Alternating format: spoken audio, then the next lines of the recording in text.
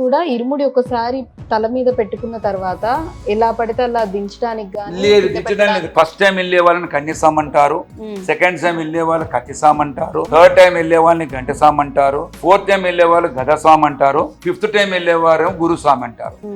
ఈ fourth time వాళ్ళు దించొచ్చు, పెట్టనికి కాదు. 5 టైమ్స్ వెళ్ళే వాళ్ళే తల మీద ఇరుముడి పెట్టుకొని ఏది తినకూడదు, తాగకూడదు, కాలకృత్యాలు కూడా చేయకూడదు. ఇరుముడి తల మీద ఆ ఇరుముడి దించిన తర్వాతనే భోజనం చేయడమే కానీ, కాఫీ తాగడమే కానీ, నీళ్ళు తాగడమే కానీ, నీళ్ళు కూడా ఇరుముడి పెట్టుకొని కూడా అంత పవిత్రతమైన ఇరుముడి. ఈ స్వామివారికి వెళ్ళిన రోజు ఏది మొక్కుకొని కూడా ఇరుముడిలో బియ్యం పోస్తారు. ఆ బియ్యం అనేది స్వామివారికి నైవేద్యం ఎక్కిస్తారు.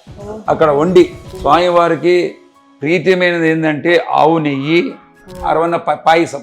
స్వామివారి నైవేద్యం ఎక్కేది పాయసం. అక్కడ కూడా దొరికేది కూడా అరవన్న పాయసమే.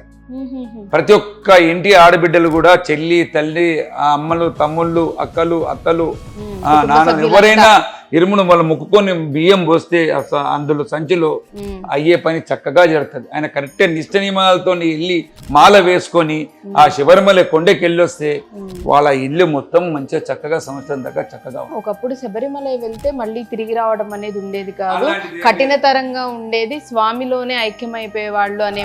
లేదండి లేదండి లేదండి లేదండి లేదండి లేదండి స్వామివారి దగ్గర వెళ్ళిన తర్వాత చక్కగా ఆయన మన మనస్ఫూర్తితో ఆయన మనందులోనే ఉంటాడు. ఆయన ప్రతి ఒక్క అయ్యప్ప దాని రూపంలో ఆయన ప్రతి ఒక్క స్వామి దగ్గర ఉంటాడు. ఇంటికి వెళ్ళి రిటర్న్ కొబ్బరికాయ కొట్టామంటే మళ్ళీ ఇంటికి వెళ్ళి ఆయన మళ్ళీ చక్కగా పడిముట్టిచ్చేసి అందులో మేము కొన్ని బియ్యం తెచ్చుకుంటాం. స్వామి కొన్ని బియ్యం ఇచ్చేసి ఆ బియ్యంలో మళ్ళా కొద్దిగా ఆవు నెయ్యితోని అన్న పాయసం చేసి స్వామివారికి నైవేద్యం ఎక్కించి ముట్టిచ్చేస్తే అప్పుడు ఈయన దీక్ష నియమము అప్పటికి సమాప్తం అవుతుంది, పరిపూర్ణం అవుతుంది. అంత నియమము అట్లాంటి ఏం లేదు, అంత మీద ఏం లేదు.